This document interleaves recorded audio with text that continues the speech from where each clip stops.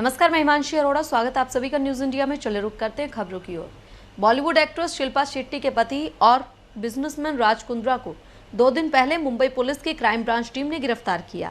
उन पर पॉर्न फिल्में बनाने और उसे ऐप पर पब्लिश करने का आरोप है। इस मामले में वो 23 जुलाई तक पुलिस की हिरासत में रहेंगे।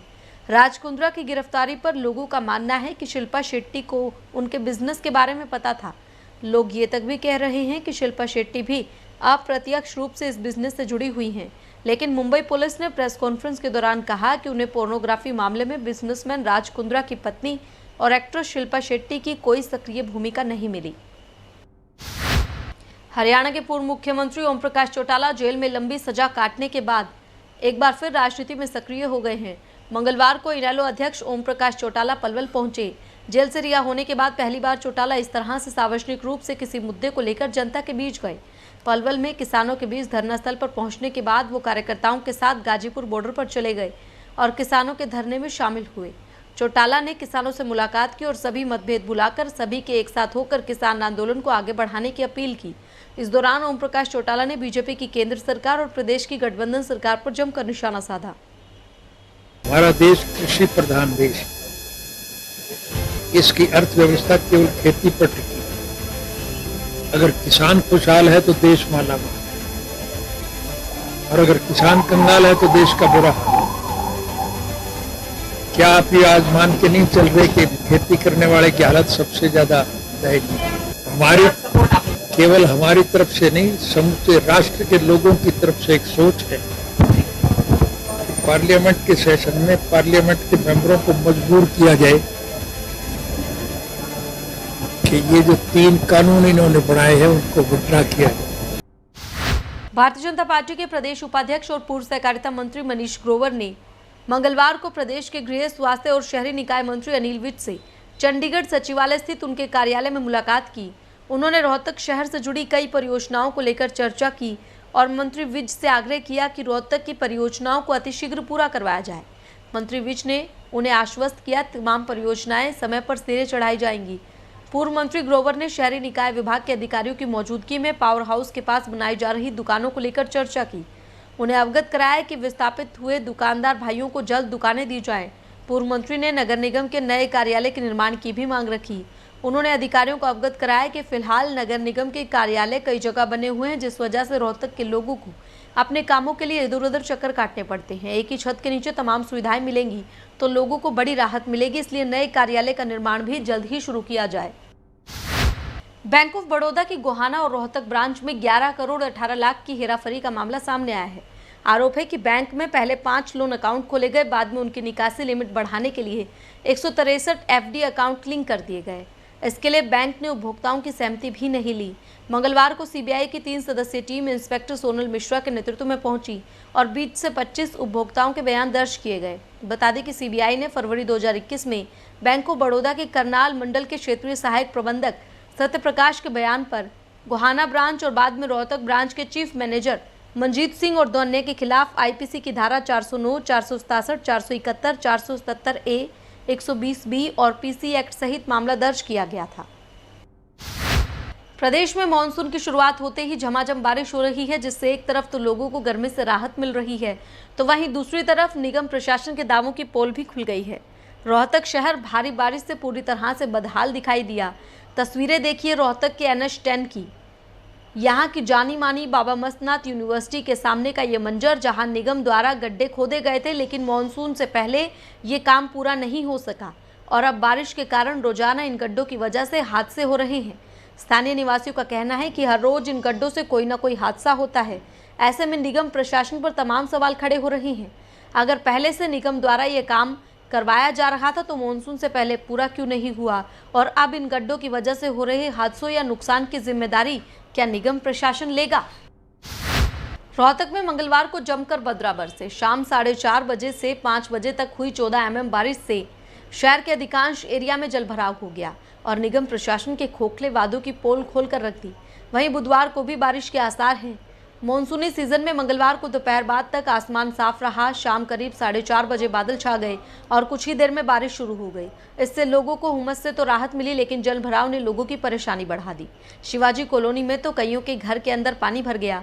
बारिश की वजह से जनता कॉलोनी, शिवाजी कॉलोनी, किला रोड, प्रताप चौक, मालगोदाम रोड, ओमेक्स सिटी के सामने, तिलियार के सामने, सेक्टर 3, न्यू बस स्टैंड के नजदीक भी जल भराव हो गया। इसकी वजह से लोगों को दिक्कतों का सामना करना पड़ा। दिनों की हल्की फुल्की बरसात में प्रशासन के दावों की ऐसी पोल खोल दी, पानी की निकासी तक नहीं होती। सीवरेज के पानी को निकालने के लिए पाइप डले हुए हैं, ऊपर जालियां लगी हुई हैं, उन जाली से ऊपर तक तो पानी है। घरों के अंदर पानी पूरा। मेरे घर के अंदर मेरा पहला रूम, गैलरी, बरामदा, आगे बेड़ा, रसोई सब पानी से आज जलमग्न है। समझ नहीं आता कब जाके हमारे रोहतक शहर के हालात सुधरेंगे कि जब बरसात होगी तो हाथों हाथ पानी निकल पाएगा। लोगों का जीना दुर्भर हो जाता है भाई। उससे बीमारियां तो फैलती हैं, जो गंदगी घरों में आती है उस गंदगी से बीमारियां ही फैलती हैं, मच्छरों का बढ़ाव होता है, और बीमारियां बढ़ेंगी। प्रशासन को चाहिए इस निकासी की को प्रॉपर ढंग से ठीक करवाए।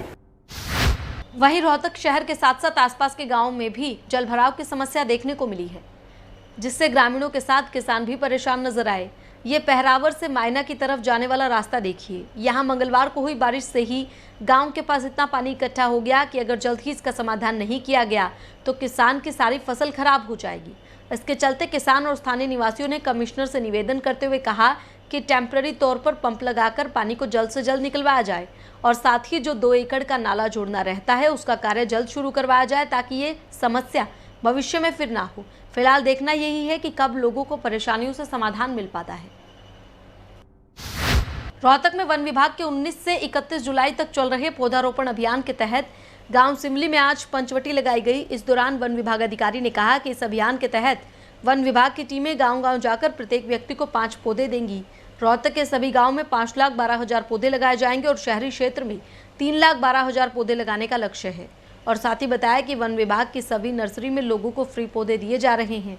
पौधारोपण अभियान के दौरान रोहतक जिले की डीएफओ रेणु बाला ने कहा कि पौधारोपण अभियान के तहत 22 जुलाई को बच्चों के लिए पेंटिंग प्रतियोगिता भी आयोजित की जाएगी।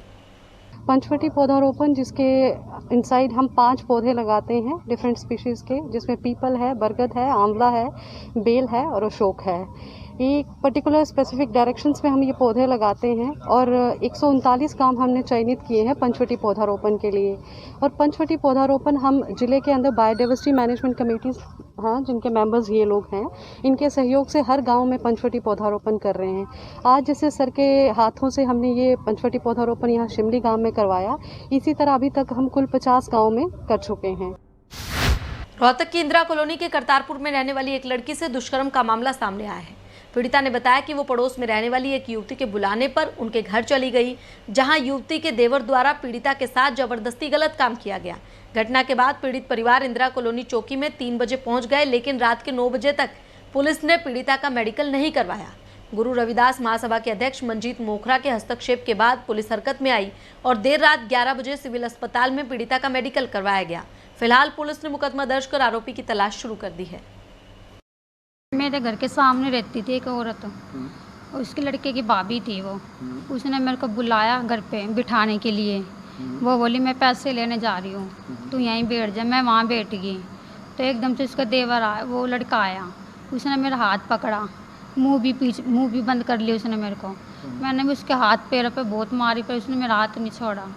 वो मुझे कमरे में ले गया, बेड पे गिरा, उसने मेरे को गाड़ी काटी, गुस्सा मारा उसने मेरे कमर पे, उसने मेरे बाल भी फाड़े, मेरे को बेड पे गिर लिया था उसने। तो मेरे साथ ऐसे ऐसे काम किया उसने। हिसार के कोचिंग सेंटर में पढ़ने वाली एक लड़की के साथ सामूहिक दुष्कर्म का मामला सामने आया है।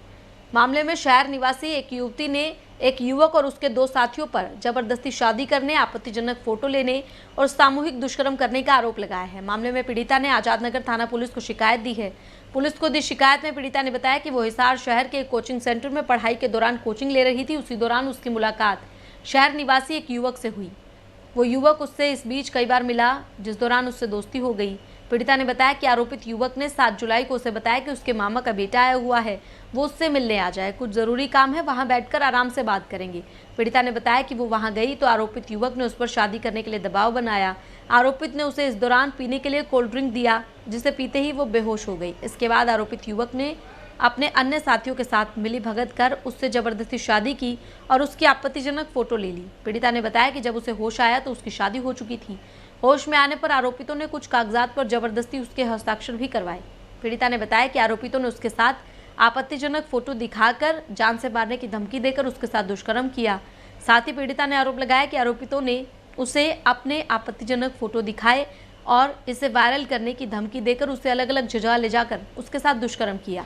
पीड़िता ने बताया कि उसने जब इस बात का विरोध किया तो आरोपियों ने उसे जान से मारने की धमकी दी।